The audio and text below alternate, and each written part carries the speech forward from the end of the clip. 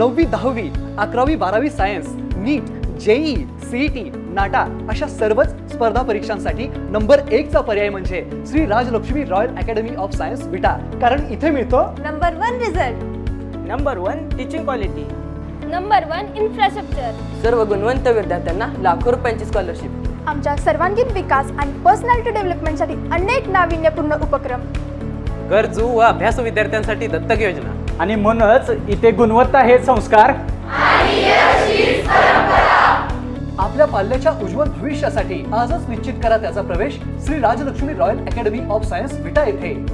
नमस्कार, प्राईम न्यूजमध्ये आपल्या सर्वांचे स्वागत. नगरपालिका हद्दीतील चतुर्थ वार्षिक कर आकारणीसाठी नगरपालिकेने खाजगी ठेका दिला आहे.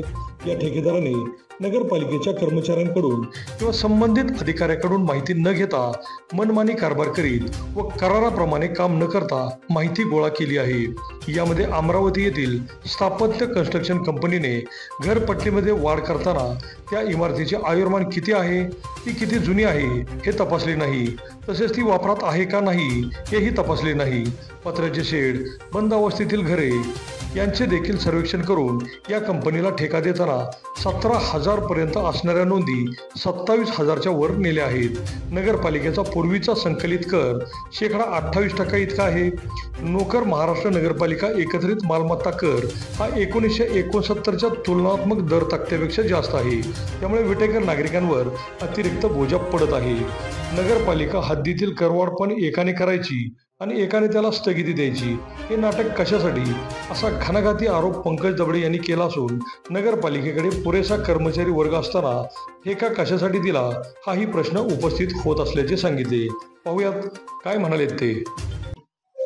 विटा नगरपालिका हद्दीमध्ये सर्व मालमत्तांचा चतुर्थ वार्षिक कर आकारणी जो सर्वे झाला, सर्वे करणारी जी स्थापत्य कन्सल्टन्सी अमरावतीची कंपनी आहे, त्या कंपनीनं विट्यातील सर्व मालमत्तांना वाढीव करायची 15 ते 200% जे वाढीव कर आहे त्याची बिलं लोकांना घरी पोच केली आहेत.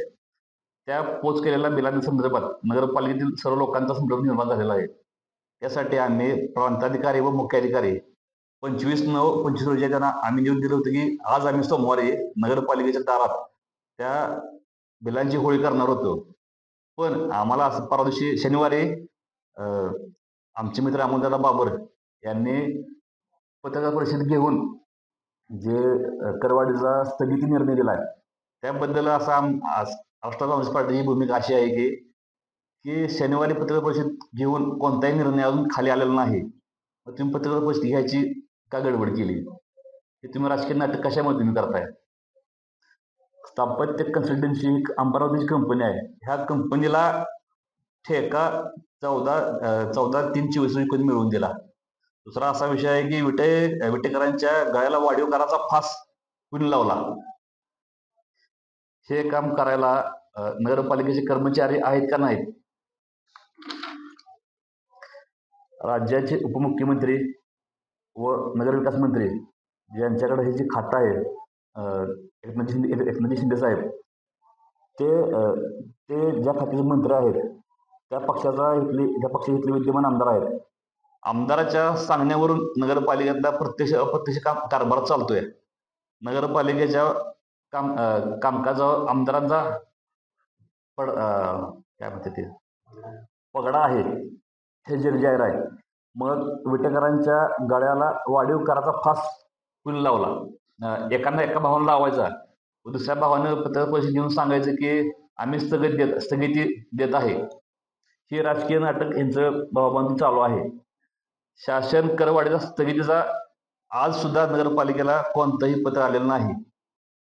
अमोलदादा जी पत्रकार परिषद घेऊन स्थगितीच्या संदर्भात माहिती दिली, ती माहिती स्थगितीचं अजून पत्र आलेलं नाही. व आम्हाला असं राष्ट्रवादी काँग्रेस पार्टीची भूमिका आहे की आम्ही त्या संदर्भात आंदोलन करून व कोर्टात जाऊन आम्ही हा करवाढीचा प्रस्ताव रद्द करणार आहे. या स्थापत्य कंपनीला ज्याने सर्वे केला त्या सर्वेत 18,000 नोंदी नगरपालिकेच्या आतापर्यंत होत्या, पण त्याने सर्वेमध्ये 28,000 नोंदी केल्यात. त्या नोंदीमध्ये जनावरांचा शेड, गोटा, पत्र्याचं शेड, लहान लहान जे मोकळे प्लॉट आहेत हे सुद्धा त्यात त्यांनी नोंदी त्यात केलेल्या आहेत. आणि प्रत्येक युनिटला 883 रुपये त्यांनी युनिट रेट लावलेला आहे. त्याचे हे वर्क ऑर्डर आता आमच्याकडे आहे, हे तुम्हाला पत्रकार तुम्हाला मी देतच आहे. मग हे एवढं जे नगरपालिकेच्या विकासावर जे 2.5 कोटी रुपयाचा बोजा पडला ते कुण्या सांगण्याहून झालं. आणि त्यानंतर अशा आमची चतुर्थ वार्षिक कर आकारणी जे ठेकेदाराला आतापर्यंत जी रक्कम दिल्या ती चुकीची आहे. ती रक्कम माघारी घेऊन हा ठेका रद्द करावा अशी आमची मागणी आहे. राष्ट्रवादी काँग्रेस पार्टी विटा शहर अध्यक्षा नात्यानं मी सांगू इच्छितो की नगरपालिकेमध्ये जो काही मनमानी कारभार चालू आहे, स्थानिक लोकप्रतिनिधी प्रशासकाच्या मांडीला मांडी लावून बसून जी काही सर्वसामान्य नागरिकांच्यावर नगरपालिकेच्या माध्यमातून जी काही जादा कर आकारणी नोटीस घरी प्रत्येकाच्या घरी पाठवण्यात आली आहेत, यावरून असं दिसतंय की स्थानिक लोकप्रतिनिधींना येणाऱ्या नगरपालिकेच्या इलेक्शनमध्ये लोकांची सहानुभूती मिळवायची आहे. नगरपालिकेमध्ये कर आकारणी हेच करतायत, बरं त्याच्यावरती स्थगिती पण हेच आणतात. याचा अर्थ ह्यांना पुढं विटा नगरपालिकेचं निवडणूक आहे, त्या अनुषंगानं त्यांना सर्वसामान्य लोकांची सहानुभूती मिळवून आपली सत्ता आणण्याचा त्यांचा हा केविलवाना प्रयत्न चालू आहे. प्रत्येक घरातील स्वयंपाकघरात चटणी मसाला योग्य असेल तर स्वयंपाक बनतो चवदार. ऑर्डर प्रमाणे तिखट, कमी तिखट, अगदी तुम्हाला हवी तशी चटणी ऑर्डर प्रमाणे बनवून देऊ.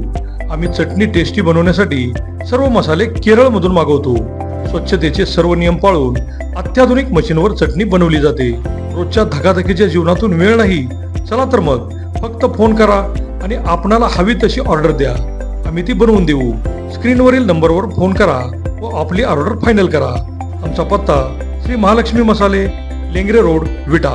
प्रोप्रायटर श्री सत्यवान गोड घाडगे. संपर्क 80 10 25 91 22.